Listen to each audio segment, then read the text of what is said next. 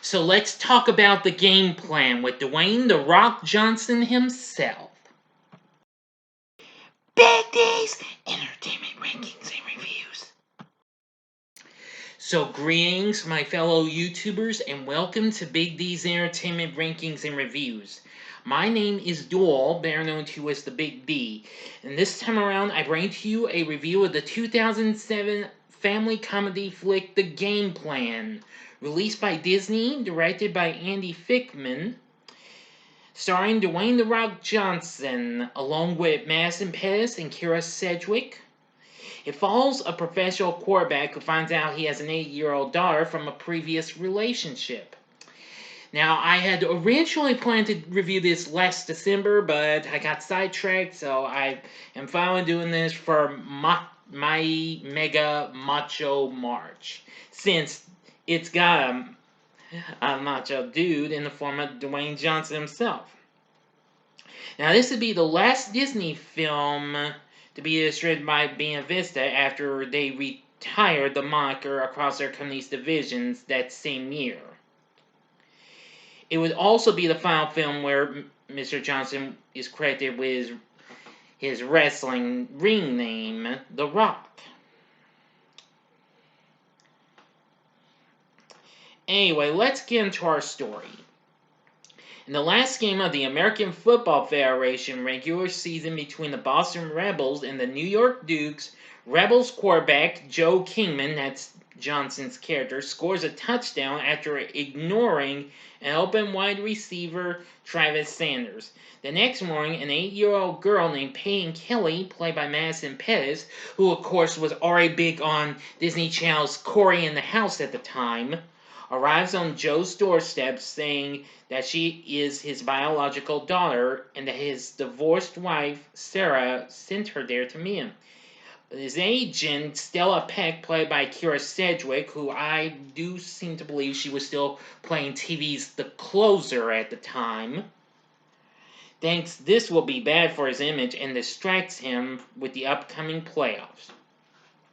At the opening of his own restaurant, nightclub and bar, Joe inadvertently leaves without Peyton and is on the cover of a tabloid the following day. Stella decides Joe needs a new fatherly image.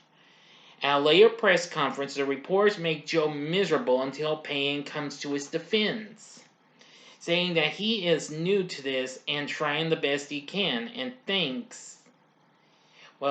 she thinks he's the best father in the world. Peyton then says that Joe has to repay her, so she has him take her to a ballet academy run by Monique Vasquez, that's Rosalind Sanchez. Monique has Joe join their ballet performance to show him that ballet takes just as much athletic ability as football. And Joe and Peyton begin their relationship after Peyton calls his arrogant and selfish behavior to his attention. And Joe takes Peyton and her new friends to the mall, where he begins to develop romantic feelings for Monique. Now, before I continue with the story, I'm not yet at the ending, so bear with me. I'm going to tell you this, that once Peyton is with Joe, let me tell you, the fun begins. She really has so much fun, but soon he manages to start writing up his own bit of a game plan and what have you.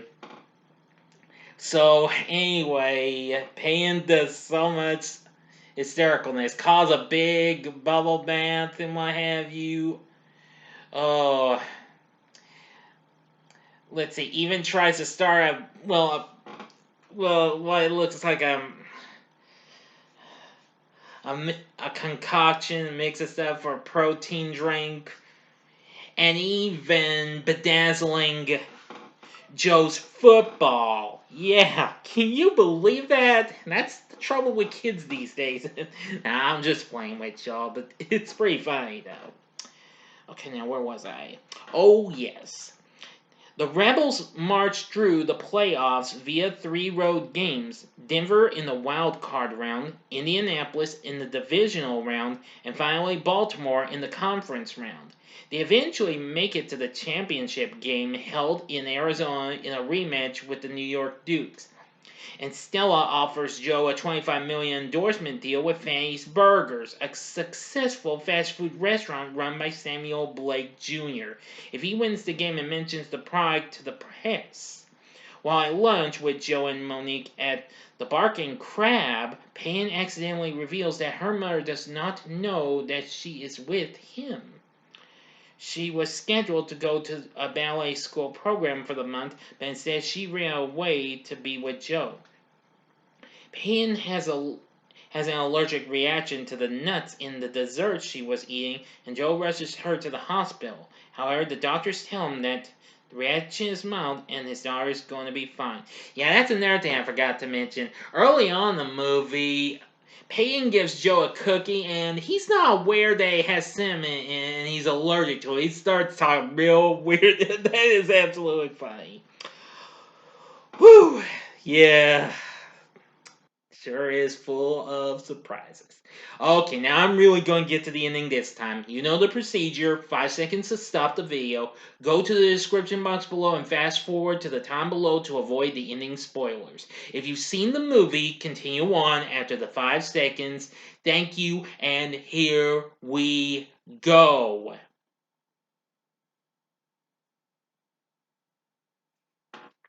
Okay, you've been warned. Joe's former sister-in-law and Payne's legal guardian, Karen Kelly, arrives to take her home. Joe discovers that Sarah was killed in a traffic accident 6 months earlier, and that Payne sneaked away on her own. After Payne overhears Stella explaining that she would be a huge distraction to Joe, Karen and Payne return home. Later, while going through Payne's bag under her bed, Joe finds some photos and reads a letter from Sarah saying that she hid Payne away from him as his career was just starting and she didn't want her to be a distraction to him. As the championship game begins, Joe's mind is not fully set on the game and he is soon injured. Joe is then surprised to discover that Payne has arrived with Karen. Understanding Joe's earlier words about how he wants to remain in Payne's life, Karen decides to let Payne live with him. Near the end of the fourth quarter, Joe passes the ball to the running back, Jamal Weber, who gains positive yardage but fails to get out of bounds. Joe hurries his team to the line with the clock running and rushes ahead before being knocked out of bounds. With time for one last play, Joe throws a lob pass to Sanders, who catches the pass, allowing the Rebels to win their first championship. In a post-game interview, Joe declines the Fanny's Burgers offer to be with Payne. End of story. Oh, but wait. Even after the end of the story bit, we do get a little musical sequence where everybody, the cast and crew, are just getting down to Elvis's great song Burning Love, which you'll actually hear some Elvis songs in this movie because, well, Joe's got so much Elvis memorabilia and stuff like that. So what did I think of the game plan? Well, I gotta tell you, this is easily an underrated film in my book. And the film did pretty well despite getting mixed response. The film went on to make $146 million worldwide. Now, I actually have this film on DVD. I just finished watching it. Now, the film's also on Disney Plus. Yeah, I remember going to Walmart and getting this for my 28th birthday, as a matter of fact, because this came out just a couple days before my 28th birthday, as a matter of fact. And let me tell you, after I watched this, I was blown by it. I thought this was so much fun. So anyway, I love the performances from Dwayne Johnson and Madison Pettis, who, let me tell you, is absolutely more hotter as she's all grown up now, but she's still kind of got a bit of the cuteness in her. Rosalind Sanchez, really good. Kyra Sedgewick's not too bad. I liked Morse Chestnut, who played Travis, and Paige Turco as Karen. Well, anyway, the list just goes on. We also get some cameo appearances from lots of people and what have you. Can't remember all the names though, but yeah. Well, the story's not too bad. I mean, but the story's got more ups than downs though. But even so, I think the game plan is got, as Bill Zwecker of the Chicago Sun-Times says, it's got a lot of charm and heart. And I actually do believe that. So the question is, would I recommend the game plan? Yeah, most definitely. If you are a fan of Dwayne Johnson and you've never seen this, then you've got to check it out. I think you'll really like it once you give it a shot.